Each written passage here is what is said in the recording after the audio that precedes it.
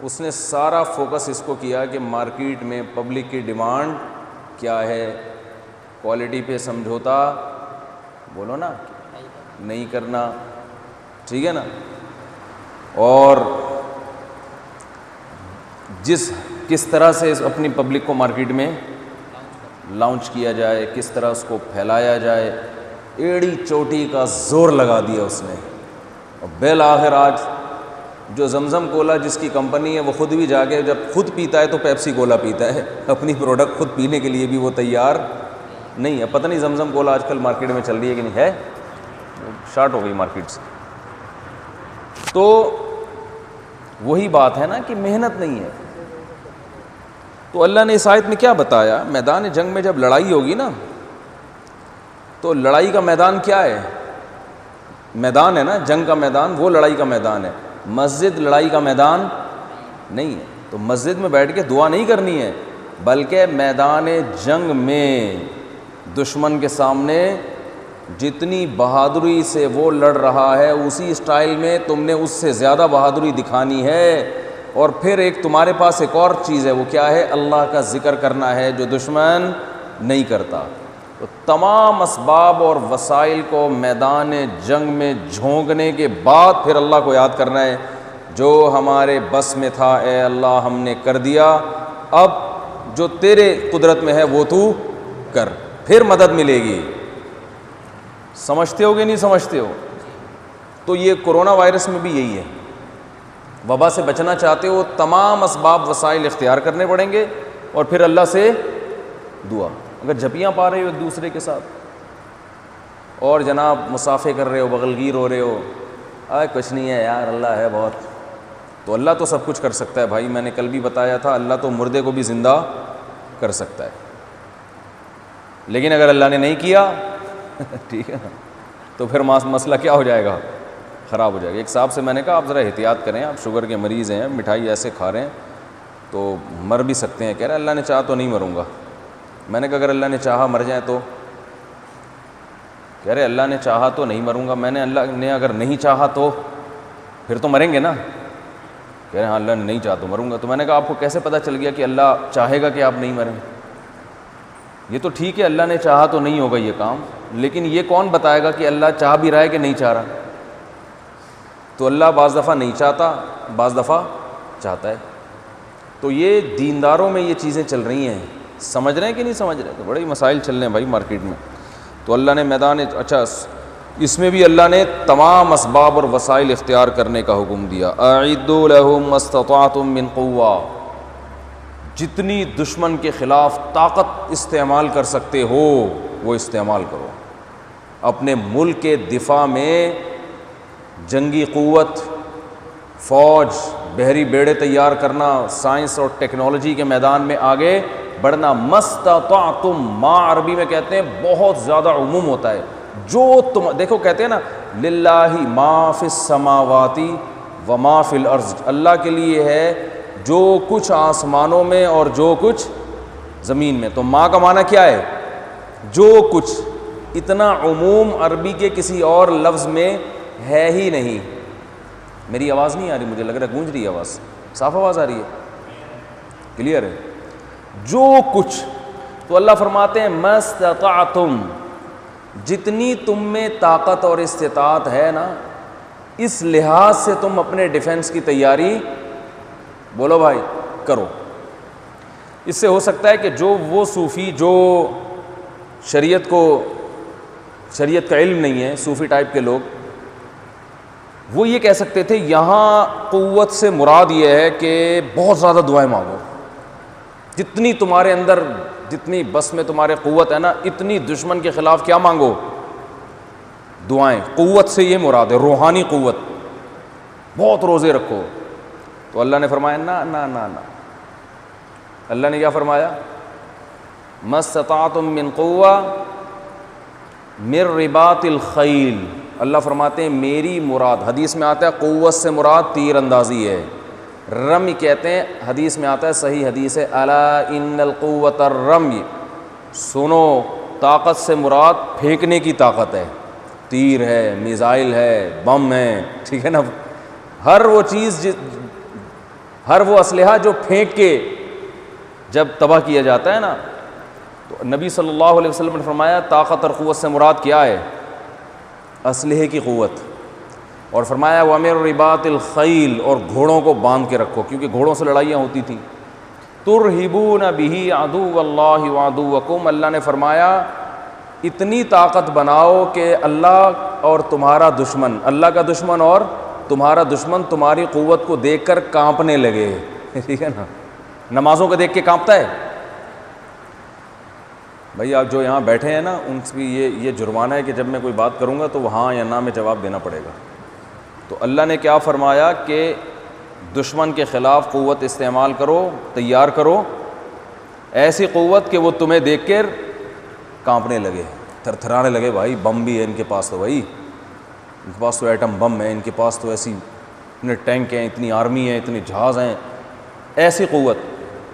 تو اسلام میں دونوں چیزیں، روحانی قوت بھی جمع کرنی ہے اور جسمانی قوت بھی، مادی قوت بھی.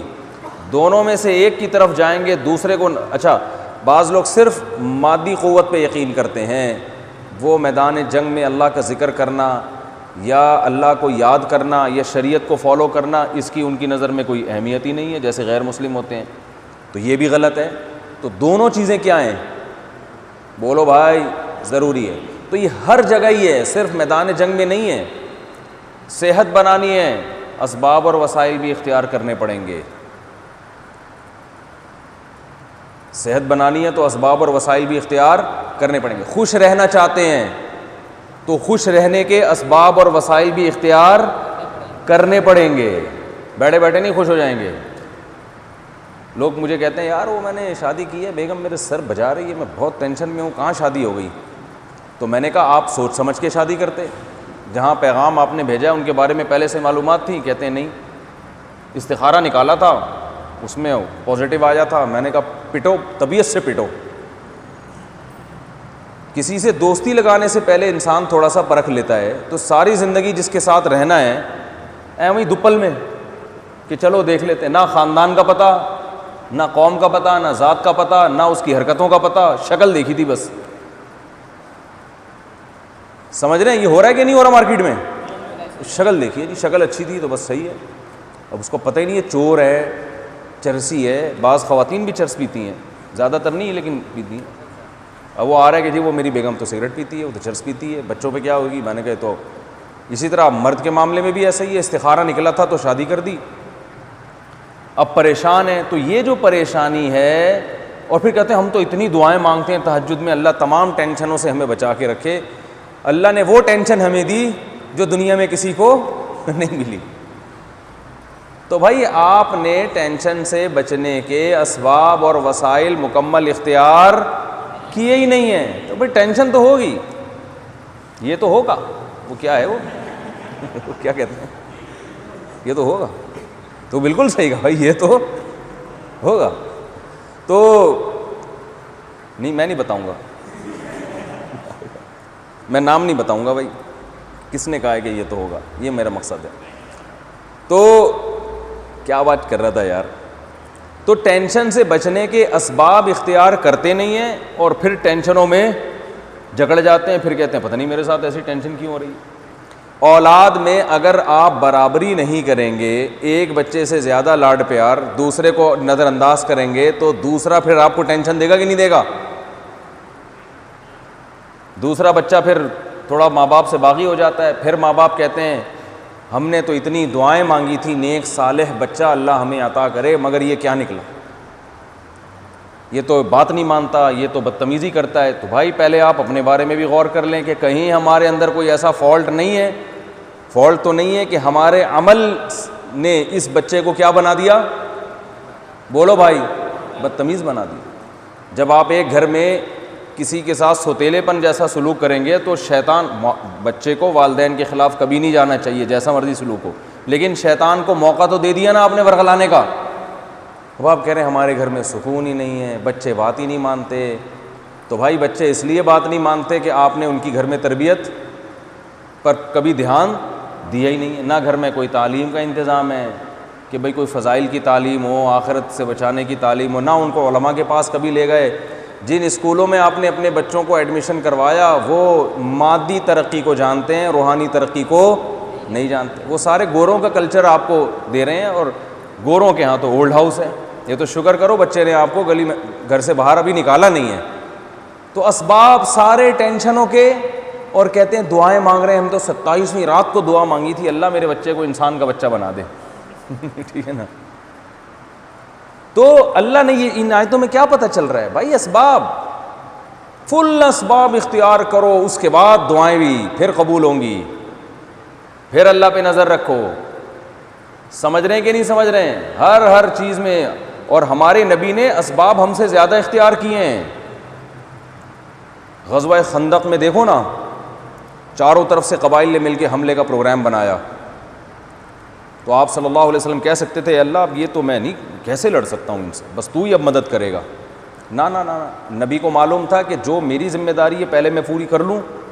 مستطعتم، جیسے قرآن میں آتا ہے، جتنی طاقت اور وسائل میرے پاس ہے پہلے میں جھونک دوں، اس کے بعد کیا کروں گا؟ اللہ سے دعا.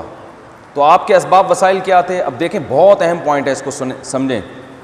آپ کے پاس کیا تھا بھائی؟ پہلی بات تو یہ کہ یہ اتنے سارے قبائل مل کے جب حملہ کر رہے ہیں ایک اکیلی قوم پر، تو اس سے پہلے عرب نے یہ جنگ کبھی دیکھی ہے ہی نہیں. تو عربوں کو اس جنگ کا نہیں پتا. میرے ارد گرد تو سارے عرب ہیں. عمر ابن خطاب رضی اللہ عنہ، ابو بکر صدیق رضی اللہ تعالیٰ عنہ، بلال حبشی، عبد الرحمن ابن عوف، یہ تو سارے عرب لوگ ہیں. تو عقل یہ کہتی ہے، یہ بھی نہیں کہ بیٹھ کے استخارہ نکال دیا، استخارے میں جو آئے یہاں سے شروع کریں یا یہاں سے لڑائی شروع کریں، نہ. بلکہ آپ صلی اللہ علیہ وسلم نے فرمایا کہ پہلے تو اعلان کیا بھائی کوئی ہمیں مشورہ دے، ہمیں مشورہ دے کہ اس بارے میں کسی نے پہلے ایسی جنگ دیکھی ہو. عرب میں نہیں ملے. سلمان فارسی آئے جو ایران کے تھے. فرمایا کہ یا رسول اللہ ہمارے یہاں ہوتا ہے، سارے قبائل جب مل کے حملہ کرتے ہیں ہم یہ جانتے ہیں پہلے سے یہ جنگ. کیسے؟ آپ نے فرمایا کیا کرتے ہو؟ کہا کہ ہم خندق کھودتے ہیں. اتنی بڑی خندق، گڑھے کھد گئے، دشمن کا گھوڑا جو ہے اس خندق کو پار نہیں کر سکتا. میں اور آپ ہوتے نا، ہم کہتے ہیں ان کو دیکھو، گویا مدینہ کے چاروں طرف گڑھے، اتنے لمبے لمبے گڑھے. بھائی کوئی مشورے کے لیے بلایا تھا، سزا دینے کے لیے نہیں بلایا تھا. ہم یہ کہتے ہیں نا جی ہاں، رمضانوں کے دن تو مشورے کے لیے بلایا تھا. یہ کیا بات کر رہے ہو؟ گرمی میں ہم گڑھا کھودنا آسان کام ہے؟ نہ، نبی صلی اللہ علیہ وسلم کے مشورے پر غور کیا آپ نے، اور غور کیا بھائی اس کے علاوہ کوئی آپشن نہیں ہے. اب مسئلہ یہ ہے کہ گڑھے کھودیں کیسے اتنے؟ یہ آسان ہے بھائی، اتنے کوئی کرینیں تھوڑی تھی اس زمانے میں. کتنے گڑھے کھودیں، کتنے دن لگیں گے اس میں، اور پہلے ہمارے پاس کھانے پینے کو ہے نہیں. معاشی سارے تاجر تو ادھر آ جائیں گے، سارے زراعت والے ادھر آ جائیں گے. گڑھے کھودنا آسان کام ہے بہت، لیکن آپ کو پاس اسباب کی دنیا میں اس کے علاوہ کوئی آپشن نہیں تھا. اب ہم ہوتے ہیں نا، ہمارے یہاں کے جو وہ دیندار جن کے پاس علم نہیں ہے وہ تانے دیتے یہ اللہ سے، یہ لوگ جو ہے نا اللہ سے نہیں ڈرتے، یہ انسانوں سے ڈرتے ہیں. دیکھو کس ٹینشن میں اپنے ساتھیوں کو ڈال دیا. بچانے والی ذات کیا ہے؟ اللہ کی ہے. مدد تو اللہ کی طرف سے آتی ہے. جتنی ٹینشن یہ گڑھے کھودنے میں لگا رہے ہیں اتنی وظیفہ پڑھنے میں، دعا میں لگا لیتے. بھلا یہی ہوتا کہ نہیں ہوتا بھائی؟ جتنی ٹینشن یہ حفاظتی تدابیر میں لگا رہے ہیں، انسانوں سے ڈر رہے ہیں. ان کو موت سے خطرہ ہے، موت سے ڈرتے ہیں. ایک طرف شہادت کے فضائل کہ شہادت اتنی بڑی چیز ہے، اور ایک طرف موت سے بچنے کا ایسا انتظام کہ گڑھا کھودنے میں پتہ نہیں کتنے شہید ہو جائیں. بھائی یہ تو بس اب اللہ سے دعا مانگو بھائی، یہ تو نہیں ہو سکتا بھائی. کھانے کو تو روٹی بھی نہیں ہے. اور نہ نبی نے فرمایا اس کے علاوہ ہمارے پاس کوئی، میری امت کو سبق دلانا ہے.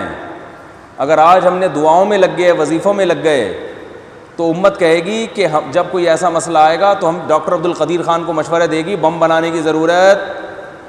بولو بھائی بالکل بھی نہیں.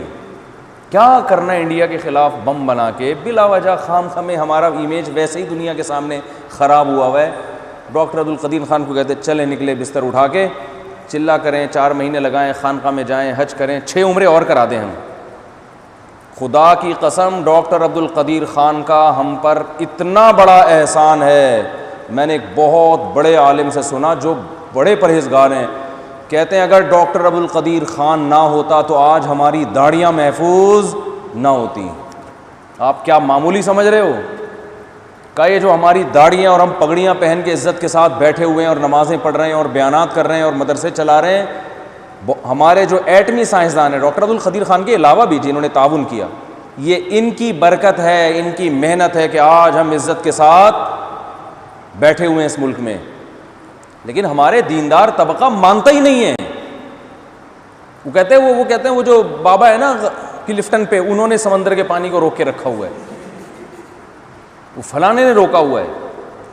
میں خدا نخواستہ کسی عالم بزرگ کی توہین مقصد نہیں، علماء کی وجہ سے تو آفتیں رکتی ہیں، علماء کی وجہ سے، بزرگوں کی وجہ سے تو بلائیں اللہ تعالیٰ ٹال دیتا ہے، یہ تو حقیقت ہے۔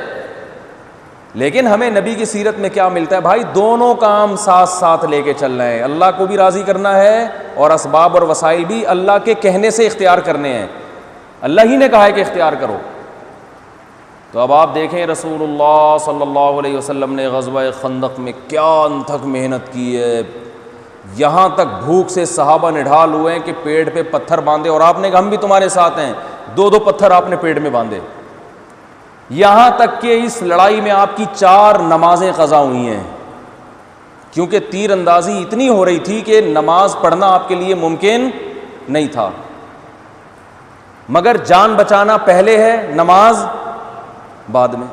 ہم کہتے لو نماز تو بلاؤں کو ٹالتی ہے، نماز تو مصیبتوں کو ٹالتی ہے، نمازیں قضا ہو رہی ہیں، اور اتنی اس سے بڑی خوش قسمتی کیا ہوتی ہے کہ نماز پڑھتے ہوئے تیر لگ جائے؟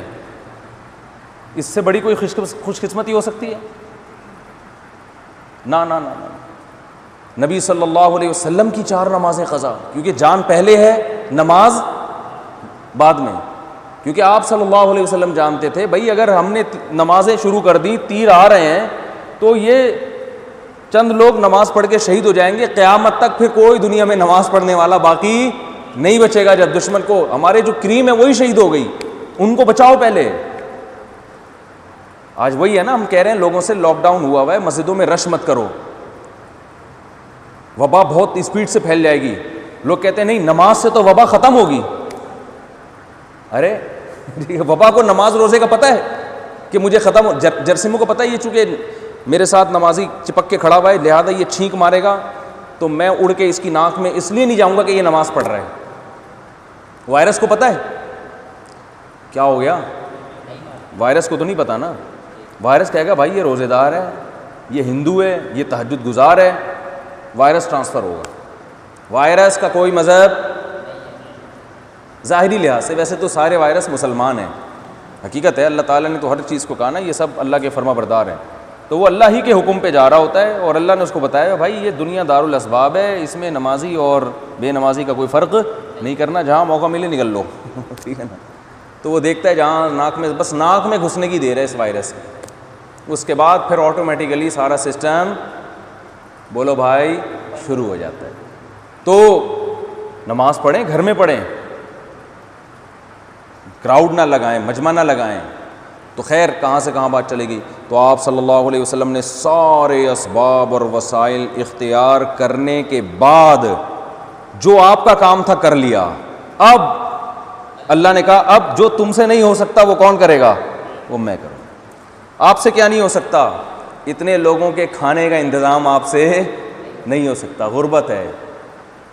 صحابی آتے ہیں یا رسول اللہ صرف آپ کے کھانے کا انتظام ہے میرے پاس، آپ کی حالت دیکھی نہیں جا رہی، باقیوں کا کر لیں گے۔ آپ نے فرمایا لے آؤ، سب کو لے آؤ۔ بھائی سب کو کیسے لے آئیں، ہانڈی میں اتنا نہیں ہے، فرمایا لے آؤ۔ دسترخوان لگایا گیا، آپ نے فرمایا کہ اپنی بیوی سے کہہ دو کہ دیگچی سے ڈھکن نہ ہٹا، بس چمچے سے نکال کے دیتی جائیں۔ وہ دیتی جا رہی ہیں اور نکلتا ہی جا رہا ہے۔ یہ جو گھر میں جا کے ڈھکن دیکھتی ہو، میں جھانک کے دیکھتے ہو نا، اس سے برکت ختم ہوتی ہے کھانے کی۔ جا کے دیکھ رہے ہوتے کتنی بوٹیاں رہ گئیں، ڈال رہے ہوتے ہیں نا، جب بار بار جھانک کے دیکھ رہے ہوتے ہیں ایسا تو نہیں میرے حصے میں کوئی آئی نہیں کچھ، تو اللہ پہ توکل رکھو، اعتماد رکھو، مل جائے گا آپ کو بھی 2-3 کوفتے، آپ کے حصے میں بھی انڈے والا سالن جس دن بنتا ہے نا اس دن دیکھ رہے ہوتے ہیں جا کے. میری عادت ہے میں جب بھی دودھ پکا ہوا ہوتا ہے تو ڈھکن اٹھا کے دیکھتا ہوں ملائی ہے کہ نہیں ہے. یہ میری عادت ہے, پتہ نہیں. اور پھر وہ وہاں سے ملائی چند سیکنڈوں کے اندر غائب. میں پرواہ نہیں کرتا. ملائی کے بارے میں نے گھر والوں کو بتایا ہوا ہے کہ اگر اس کو بچا کے رکھنا ہے, گھر والے بعض دفعہ گھی بھی نکالتے ہیں ملائی سے, گھی نکالنا ہے, کچھ بھی نکالنا ہے, تو میرے ڈھکن تک پہنچنے سے پہلے یہ کارروائی ہو جانی چاہیے. مجھے اگر دودھ کے اوپر گرم ملائی نظر آئی اور میں نے دیکھی تو پھر میں کسی کی نہیں سنوں. بعض گھر والے کہتے ہیں دودھ کا بیڑا غرق ہو جائے, ساری ملائی اٹھا لو تو دودھ میں پھر وہ رہتا نہیں نا, اس میں جان نہیں رہتی, دم نہیں رہتا. تو ملائی ہمیں پسند اتنی ہے, گرم جو نہیں دودھ کے اوپر جو ایسے تیر رہی ہوتی ہے, بڑی لذیذ ہوتی ہے, لوگ کھاتے نہیں آج کل. تو آپ صلی اللہ علیہ وسلم نے کیا فرمایا کہ گھر والوں سے کہنا کہ وہ دیتے رہے نکالنے. سب نے سیر ہو کے پیا ہے دودھ کا ایک پیالہ, سب نے سیر ہو کے پیا. اور پھر معجزے ظاہر ہو رہے ہیں. آپ نے کدال چلائی, چنگاری اڑی, آپ نے فرمایا کہ میں کیسر و کسریٰ کے خزانے اپنی امت کے ہاتھوں میں دیکھ رہا ہوں. ان قریب روم اور فارس کی سلطنتیں تباہ ہونے والی ہیں. تو بھائی یہ کر کے سپر پاور کو تباہ کرنے کی خوشخبریاں سنا رہے ہیں کہ جو میرے ساتھی یہ کر رہے ہیں نا, اللہ نے مجھے خوشخبریاں دے دی ہیں کہ ان قریب دنیا کی سپر پاور انہی لوگوں کے ہاتھوں سے جن کے پاس پہننے کے لیے چپل نہیں, جن کے پاس کھانے کے لیے روٹی نہیں, تم ان قریب ان کے کنگن تمہارے پاس آنے والے ہیں, سونے کے کنگن, اور آئے پھر صحابہ کے ہاتھ میں. یہ سب کچھ کرنے کے بعد پھر اللہ کی طرف سے کیا آتی ہے؟ مدد, معجزے. ہم یہ سب کچھ دیکھتے نہیں ہیں اور معجزوں کو فوکس کر رہے ہوتے ہیں. یار وہ بدر میں فرشتے اترے تھے یار وہ نبی صلی اللہ علیہ وسلم تو غزوہ بدر میں میدان میں اتنی رو رو کے دعائیں مانگی تھیں. یہ سب کچھ کرنے کے بعد سمجھتے ہو کہ نہیں سمجھتے ہو؟ تو اللہ تعالیٰ نے اس دنیا کو اسباب سے جوڑ دیے. بھائی جو محنت کرے گا اسے ملے گا. غیر مسلموں نے کی, ان کو مل گئی. ہم پیڑے کھا رہے ہیں بیٹھ کے. کوئی مسئلہ خراب ہوتا ہے, یہ وظیفہ پڑھ لو, فلانا وظیفہ پڑھ لو. یہ ابے بھائی تو اسباب تو پورے اختیار کر کامیابی کے. کل ایک کوئی آیا کہ بچی کے لیے رشتہ آیا ہے, وہ بچی کو رشتہ پسند نہیں آ رہا. بھائی سارے سب کچھ سیٹ ہے, بچی نے استخارہ کیا, اس میں کوئی الٹا سیدھا نکل آیا ہے, خطرناک قسم کا استخارہ نکل آیا. میں نے کہا اس بچی کو بندہ پہلے ہی پسند نہیں ہوگا, تو وہی دماغ میں لے کے سوئی ہوگی تو الٹا سیدھا آ گیا. تو جو دماغ میں لے کے سوتے ہو وہی آ جاتا ہے. حدیث میں تو آتا ہے بھائی اچھا رشتے کا انکار مت کرو. یہ تو نہیں کہا کہ اچھا رشتہ آئے تو استخارہ نکالو, پھر دیکھو ادھر آیا تو ادھر چلے جاؤ, ادھر آیا تو.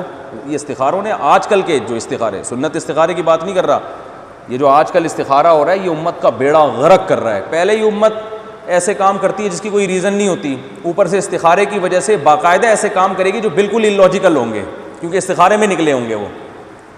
اس لیے بار بار کہتا ہوں استخارہ محض ایک دعا ہے کہ یہ بہتر ہے تو مقدر کر دے, بہتر نہیں ہے تو مقدر نہیں کر. کرنا وہی ہے جو کھوپڑی میں آ رہا ہے. گراؤنڈ ریئلٹی کو سامنے رکھ کر فیصلہ کرنا ہے, استخارے کو سامنے رکھ کر فیصلہ نہیں کرنا ہے. نہیں سمجھ میں آ رہا تو جیسے چل رہے ہو ویسے چلو.